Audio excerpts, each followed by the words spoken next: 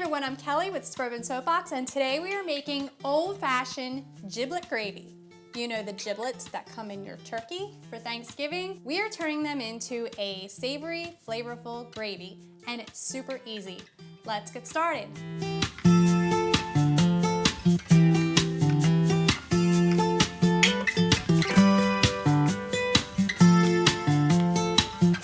To make your giblet gravy, first you need giblets. They are what comes in that package inside the turkey when you buy a whole turkey to roast for the holidays. So a lot of people take them out and throw them out. We are going to make them into a very flavorful, flavor-packed gravy for your turkey.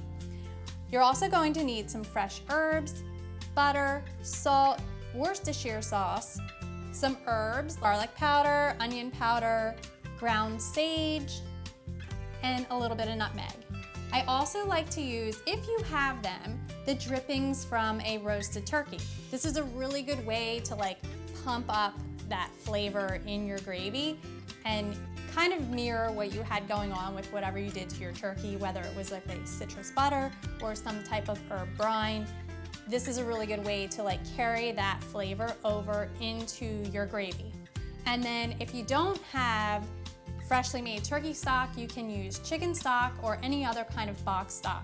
I've even made this recipe with a beef stock and served it with my gravy, and people were baffled at how dark and glorious it looked, and the secret was, it was beef stock. So to make your giblet gravy, you're going to put your giblets into a saucepan.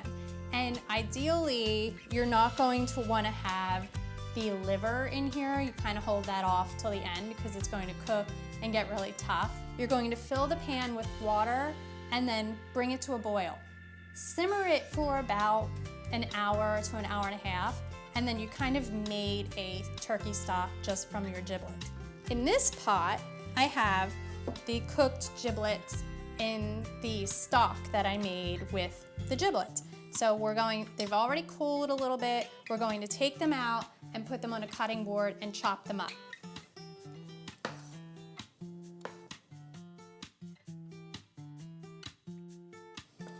The giblets really do add a lot of flavor. So I don't know if you're a fan of chicken livers or rumaki and how it has that really gamey flavor.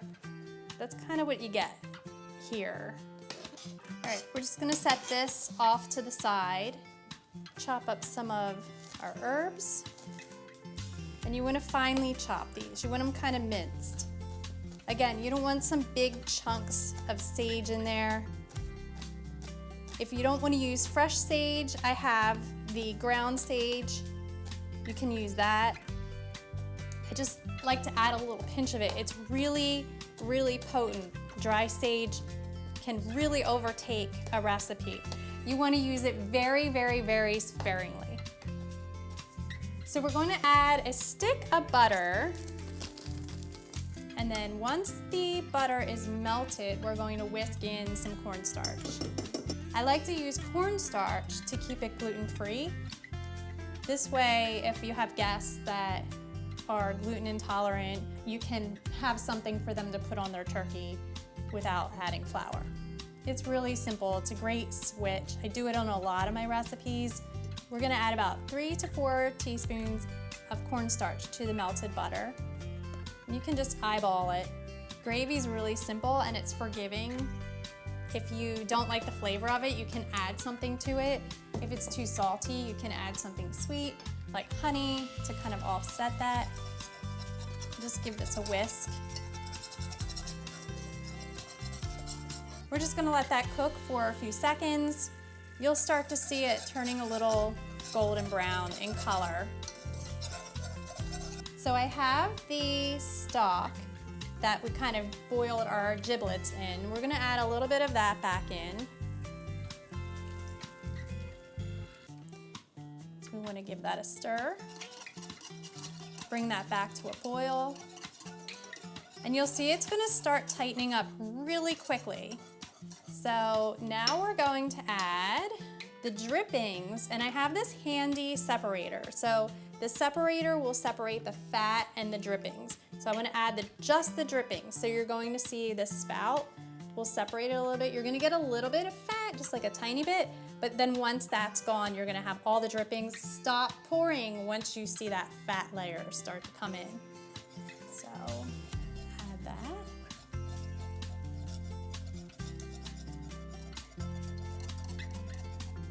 All right. And now we're going to add some chicken stock because obviously that's not enough for your gravy. It's really thick. You can kind of eyeball it now. This is when you decide on the thickness of your gravy. So if you like something super, super thick, you only have to put a little bit of stock in.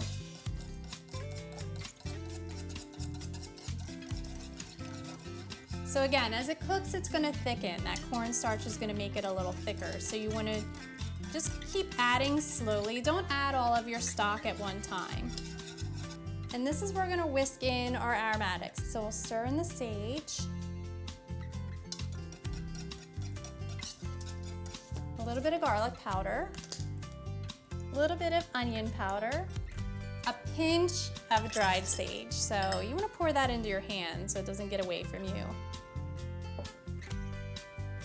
And a pinch of nutmeg. We're gonna add a little bit of salt, also a pinch, and we're gonna give a splash of Worcestershire sauce. The Worcestershire sauce is a little salty also, but it gives it a nice depth of flavor. So we wanna ease off on the salt. You can always taste it and season it with salt and pepper after you have everything mixed in. And now we're going to add the giblets. And again, if you don't have a lot of gravy, or if you're not a big fan of the actual giblets, you can leave them out, but I think that they add so much to the flavor of the gravy. Just add about half of them and then whisk them in. And that's it.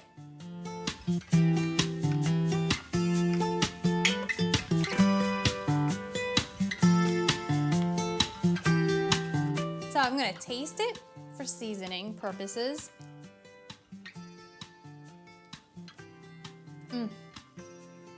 It's so good.